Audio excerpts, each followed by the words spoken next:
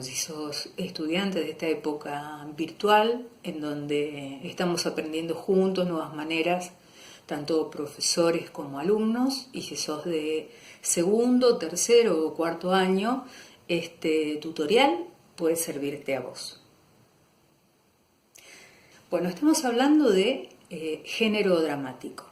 Recordemos que el género dramático es aquel que fue concebido desde el principio, desde la época de los griegos, aunque parezca mentira, 2700 años contando hacia atrás de nuestra época, con la finalidad de ser representado. De ahí viene el nombre dramático, viene del verbo dramein, que significa ser representado.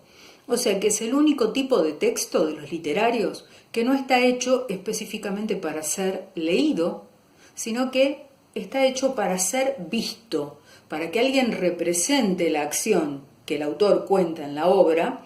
De ahí que sabemos que existe un texto espectacular que está en otro de los videos y que puede llegar a resultarte más claro, que son el conjunto de personas que llevan a cabo todo lo necesario para que el hecho teatral que cuenta el autor en el libro, que nosotros llamamos técnicamente texto dramático, porque es para ser representado, pero que se efectiviza únicamente en el momento que se sienta el público y que la obra puede ser vista, puede ser representada por un conjunto enorme de personas a la que llamamos texto espectacular, entre las cuales podemos contar iluminador, escenógrafo, director, actores, tramoyistas, que son las personas que mueven las cosas detrás de escena, vestuaristas, musicalizadores, etcétera, etcétera, etcétera. O sea que el hecho dramático en sí, la dramática en sí, es realmente, aparte de ser un género muy bello, para mí por lo menos, es un género muy complejo y que es un género que tiene una particularidad que es muy deseable en la sociedad, porque es un género que necesita de un grupo, porque aunque vos veas sobre el escenario solo a un actor, ese actor está sostenido por una múltiple cantidad de personas que generan el hecho escénico que vos ves sobre el escenario. Pero hoy vamos a tratar el texto dramático. Como dijimos otras veces, el texto dramático es únicamente el libro, el texto que el autor idea en su cabeza con determinadas condiciones y que constituye una de las patas de lo que es el género dramático. Es el texto dramático, el libro en definitiva. El texto dramático está concebido para desarrollar un conflicto, una acción donde una fuerza 1 tira hacia un lado y una fuerza 2 tira hacia el otro, donde hay una acción que está, cuando empieza la obra, previamente constituida. Es como el cotidiano, lo que vivimos durante todos los días. Pero en eso cae un elemento desencadenante y esa fuerza 1 se rompe y entra, digamos, a tirar hacia el otro lado la fuerza 2.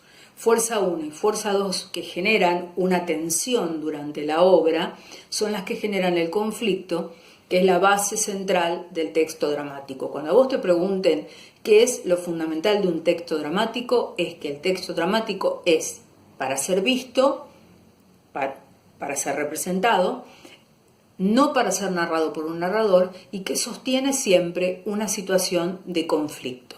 Esas serían características fundamentales para el texto dramático.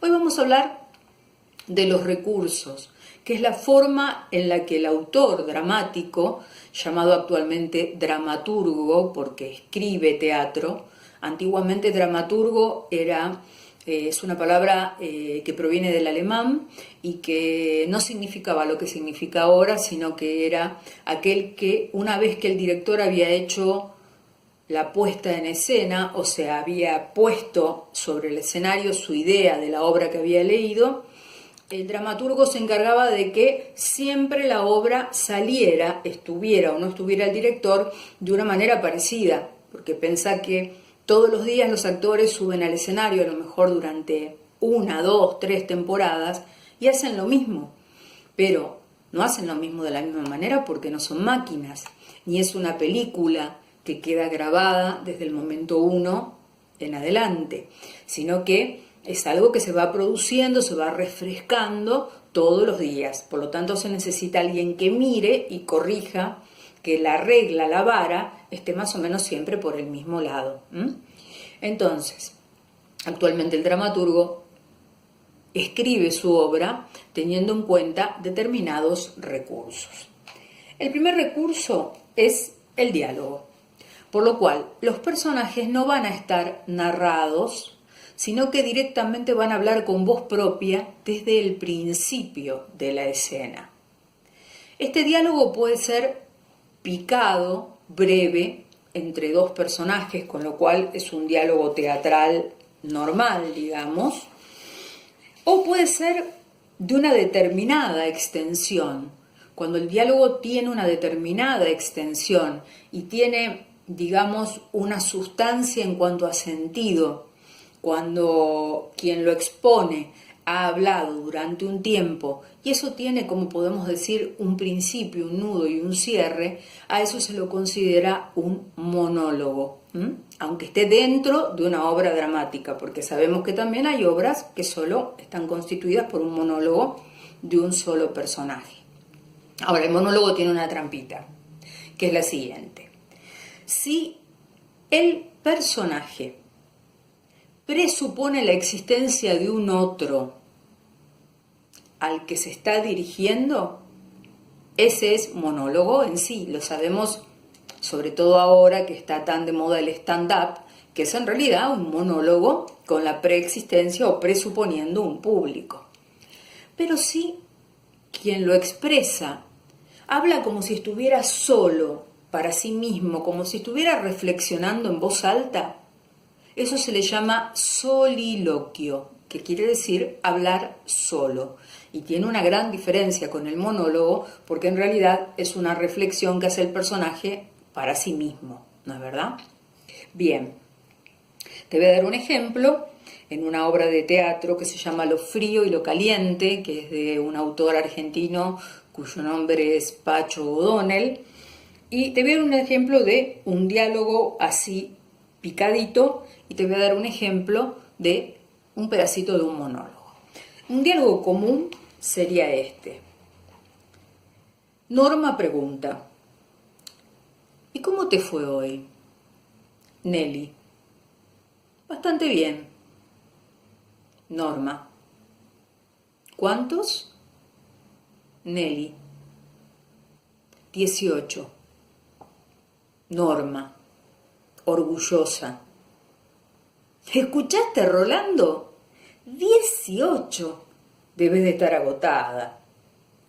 Contame algo más. Vos sabés que mamita se pasa encerrada en la casa como una fregona, ocupándose de este ingrato que, capaz de agradecer lo que una hace por él, lo único que hace es mirar la televisión. Mira la cara que pone. Porque a los hombres le parece lo más natural del mundo que nos desvivamos por ellos. Esto sería un ejemplo de un diálogo picadito.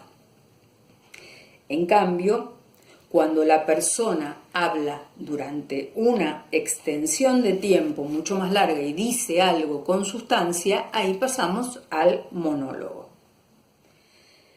Pero por otra parte tenemos que tener en cuenta algo, que el autor es autor y sabe que va a dejar la mano en obras de otras personas y que, como pasa siempre cuando dejamos un dicho o un elemento o un algo nuestro en manos de otras personas, eso no va a ser tal cual lo pensábamos, sino que va a cambiar, es lógico. Entonces él se encarga mediante otro recurso, hasta ahora hablamos de monólogo, de diálogo y de soliloquio. Otro recurso se llama didascalia o acotación escénica, de darle algunas indicaciones, digamos, al equipo del género espectacular, o sea, director, actor, iluminador, escenógrafo, etcétera, etcétera, como para que la obra tenga un formato parecido al que él imaginó cuando la escribió, ¿no? De esos dicen los directores que no hay nada peor que dirigir una obra de un autor vivo, y sobre todo si ese autor está en la sala mientras el director la está poniendo, porque le va a hacer objeciones constantemente, ¿no? Esto es un dicho muy, muy común en teatro. Acá empieza el primer acto, y empieza el primer acto con una didascalia o con una acotación escénica. Dice: escenografía, un living en la época actual, clase media decadente. Sobre un sillón, un muñeco. Dentro de un vaso, sobre una repisa, 2 agujas de tejer. Luego de algunos minutos ingresa Norma, una cincuentona, con la bolsa de las compras en la mano. Acá fíjense que en esta didascalia da órdenes al escenógrafo, nos dice por otra parte que hay un muñeco sobre un sillón, o sea, en este caso esto le correspondería al utilero.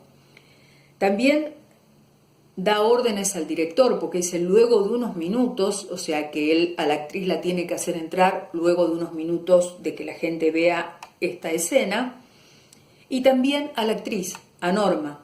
Y nos dice cómo es Norma, que es una mujer de 50 años que entra con una bolsa de compra en las manos. Estas acotaciones, que pueden estar al inicio o al final o en el medio de una escena, son fundamentales para ir siguiendo, digamos, el camino o el derrotero que el autor imaginó para su obra.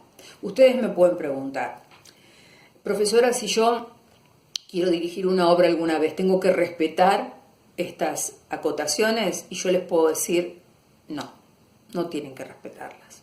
Porque en realidad cuando el director toma la obra en sus manos, va a mostrarnos su creación, su propia visión de esta obra.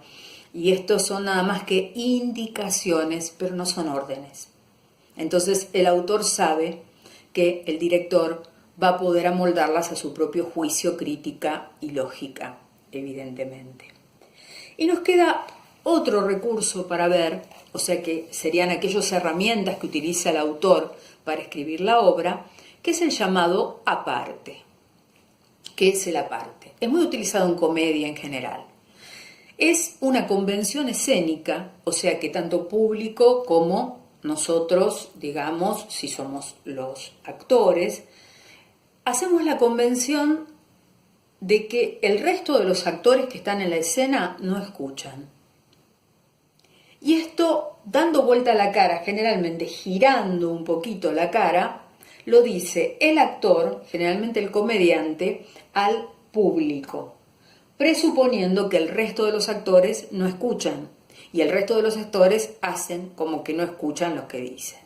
Acá en Argentina, bueno, obviamente, muchos de ustedes conocerán a Francella, que es muy adepto en sus digamos, personajes de televisión a utilizar este recurso porque son personajes cómicos.